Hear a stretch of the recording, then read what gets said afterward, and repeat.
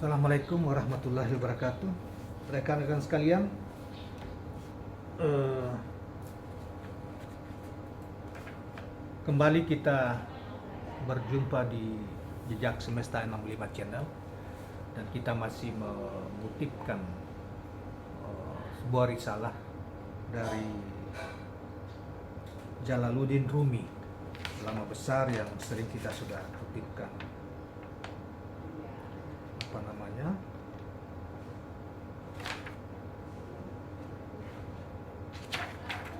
sering kita sudah kemukakan, bacakan risalah-risalah beliau, dan kali ini kita akan mengemukakan kembali sebuah risalah pendek dari beliau yang berjudul Cinta Tidak Melahirkan Penghambaan. Baiklah, kita langsung bacakan, masih di dalam kitab yang sama, yaitu mengenal dirinya mengenai Tuhannya, yang dianggap salah satu mahakarya Jalaluddin Rumi. Saudara-saudara sekalian, sejumlah orang mengatakan bahwa cinta meniscayakan penghambaan. Tetapi sebenarnya tidaklah demikian. Malah perintah kekasihlah yang meniscayakan pelayanan. Apabila kekasih menginginkan pecinta untuk merendahkan diri, penghambaan akan muncul dari si pecinta.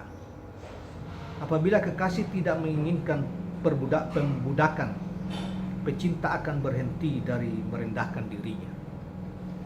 Menolak untuk melayani tidak membatalkan cinta. Apabila pecinta tidak melakukan pelayanan, cinta di dalam dirinya tetap menginginkannya. Cinta adalah hal yang paling utama, sedangkan pelayanan adalah hal sekunder setelah cinta. Apabila dengan bajumu bergerak, gerakan itu muncul karena gerakan tanganmu. Dan tidak sebaliknya, tangan yang bergerak bukan karena lengan bajunya yang bergerak. Sebagai contoh, memang mungkin seorang yang bermantel besar berputar di dalam mantel tanpa mantelnya ikut bergerak. Tetapi mustahil mantel bisa bergerak jika orang yang di dalamnya tidak bergerak. Sejumlah orang yang telah menganggap mantel sebagai orang dan mempertimbangkan lengan baju sebagai lengan, menganggap sepatu bot dan celana panjang sebagai kaki. Tangan dan kaki adalah satu hal. Lengan baju dan celana panjang sudah adalah jenis yang berbeda dengan tangan dan kaki. Seseorang berkata, si Anu dan si Anu berada di bawah tangan si Anu dan si Anu. Juga ada yang berkata, si Anu dan si Anu memiliki tangan dalam banyak hal.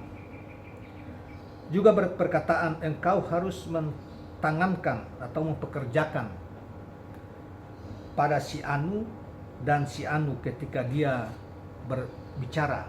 Tentunya yang dimaksud dengan tangan pada ungkapan-ungkapan di atas, bukan tangan fisik.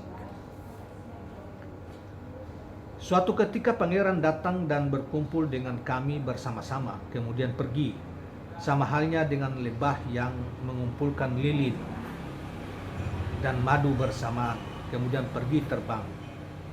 Keberadaan lilin dan madu bergantung pada keberadaan lebah, tetapi keduanya tidak bergantung pada keberadaannya terus-menerus. Ayah dan ibu kita bagaikan lebah, kalau ditilik bahwa mereka menyatukan pencari dengan yang dicari dan mengumpulkan pecinta dengan kekasih. Kemudian mereka pergi terbang. Tuhan membuat mereka sebagai alat untuk menyatukan lilin dan madu. Mereka sendiri tidak meninggalkan taman, karena taman itu memang bukan taman yang dapat ditinggalkan.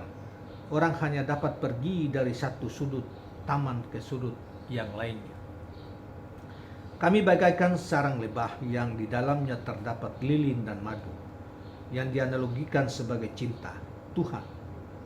meskipun lebah bapak dan ibu kita hanyalah alat.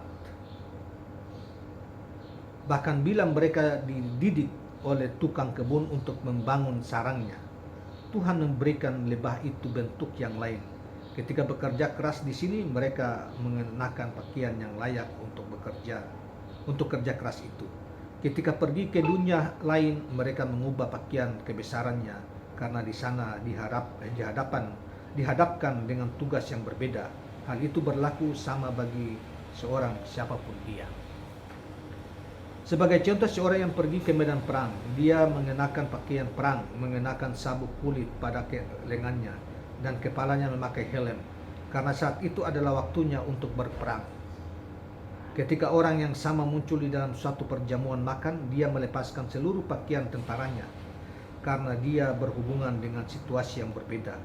Orangnya tetap sama meskipun apabila pernah melihatnya dengan pakaian kebesaran tentara, kapanpun pernah berpikir tentang dia, engkau akan membayangkan dia dengan bentuk itu dan dengan pakaian seperti itu, meskipun dia mengubah pakaian ribuan kali. Seorang kehilangan cincin di suatu tempat tertentu, meskipun barangkali cincin itu telah diambil orang lain, dia tetap mencarinya. Di sekitar tempat itu seolah-olah dia berkata, aku kehilangannya di sini. Sama halnya orang yang malang berjalan-jalan di sekitar kuburan, kebingungan, tidak mengetahui yang akan dia lakukan. Lalu dia mencium bumi, seolah berkata, aku kehilangannya di sini. Padahal bagaimana mungkin ditinggalkan di sana. Tuhan telah menciptakan banyak hal dan mewajibkan kemahakuasaannya hingga keluar dari hikmah ilahiyah. Dia menggabungkan tubuh dengan ruh untuk sehari atau 2 hari. Apabila manusia duduk dengan tubuh di kuburan untuk satu saat, mungkin dia bisa menjadi gila. Ketika dia melepaskan jaring dari bentuk dan pakaian susunan, bagaimana mungkin dia bisa duduk di kuburan? Tuhan menjadikannya sebagai tanda untuk menakut-nakuti hati hingga ketakutan itu muncul di dalam hati terhadap sepinya kuburan dan kegelapan bumi.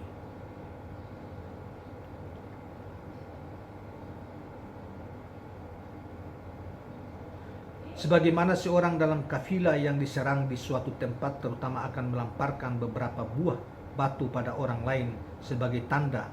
Tanda itu berarti seperti mengatakan ini adalah tempat berbahaya. Maka demikian juga kuburan. Ia adalah tanda yang dapat dilihat sebagai tempat berbahaya.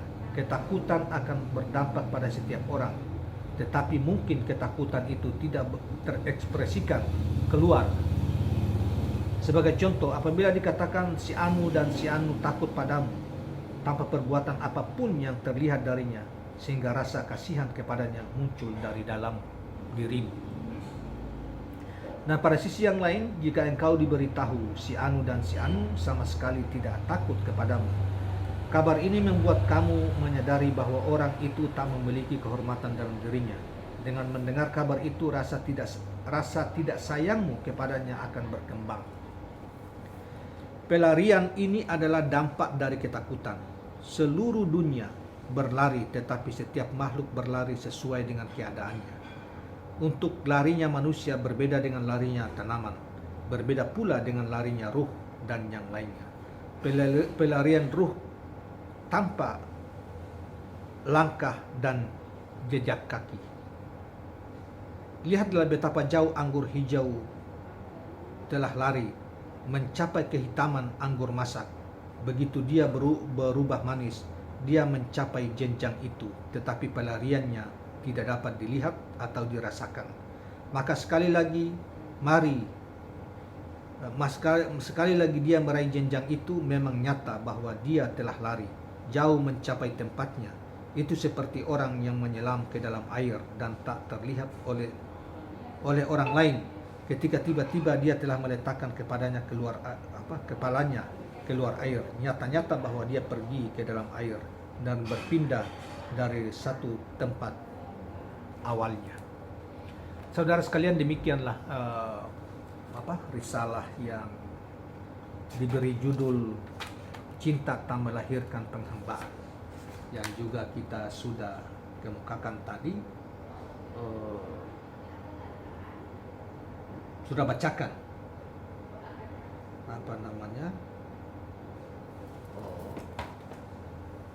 dari apa yang diungkapkan oleh Jalaluddin Rumi. Saudara sekalian, memang kalau kita pikirkan lebih mendalam, memang demikianlah seperti yang dikatakan oleh Jalaluddin Rumi tadi, bahwa cinta tidak melahirkan penghambaan. Penghambaan lahir dari perintah kepada yang sang pecinta, perintah dari yang dicinta, jadi bukan dari sang pecinta. Jadi penghambaan, betapapun cinta kita kepada Tuhan yang Maha Kuasa, tetapi tidak otomatis melahirkan penghambaan, karena penghambaan lahir dari perintah daripada yang dicinta. Itulah yang sesungguhnya, yang sebenarnya, tetapi memang kadang-kadang sepintas. Orang, kalau kita lihat dari pengalaman manusia, orang seakan-akan mengatakan bahwa cinta melahirkan hendaki atau melahirkan penghambaan. Tetapi sesungguhnya tidak juga demikian. Jika kita pikirkan, kita dalam kaitan dengan Tuhan, bahkan dalam kaitan dengan sesama manusia, dalam pengalaman kita, kalau kita merenungkan secara mendalam, demikianlah kira-kira yang inti dari apa yang disampaikan dalam risalah Jalaluddin Rumi ini yang telah kita bacakan tadi. Terima kasih kawan-kawan sekalian, mudah-mudahan bermanfaat. Dan sebelum kita akhiri, jangan lupa subscribe, share, dan like channel ini.